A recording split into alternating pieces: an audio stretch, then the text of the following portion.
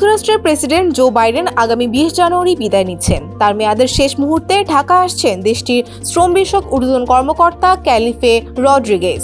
তার সফরে শ্রমিক সংগঠনের স্বাধীনতা সহ বাংলাদেশের বিদ্যমান শ্রম আইনের সংস্কারের বিষয়গুলো প্রাধান্য পাবে।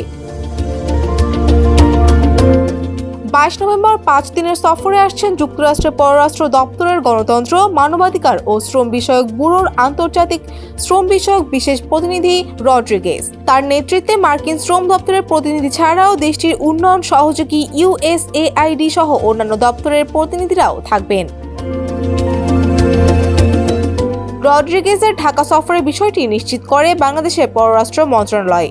দেশের শ্রম বিষয়ে যুক্তরাষ্ট্রের উদ্বেগ দূর হয়নি। বিশেষ করে শ্রম অধিকার, শ্রমিকদের সংগঠনের স্বাধীনতার মতো বিষয়গুলো 5 আগস্টের আগে তারা যেমন সোচ্চার ছিল, তেমনি ডক্টর ইউনূস সরকারের সময়ও সোচ্চার রয়েছেন। শেষ মুহূর্তে মার্কিন অর্থায়নে পরিচালিত শ্রমিক সংগঠনগুলোর সঙ্গে সম্পর্ক জোরদারে এবং নিজ দেশের অভ্যন্তরীণ রাজনীতির অংশ হিসেবে এ সফর।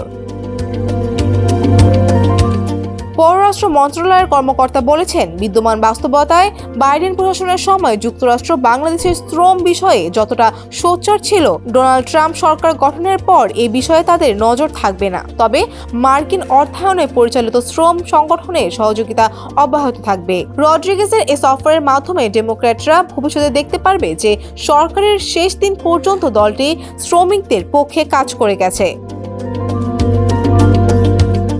ট্রাম্প প্রশাসন এ পদ রাখবে কিনা তা নিয়ে সন্দেহ রয়েছে। রড্রিগেজ রাজনৈতিকভাবে নিয়োগপ্রাপ্ত, ফলে ডোনাল্ড ট্রাম্প সরকার গঠন করলে ক্যালি রড্রিগেজকেও চলে যেতে হবে। ফৌজিয়া ফারিহা, ডেস্ক রিপোর্ট, সমকাল।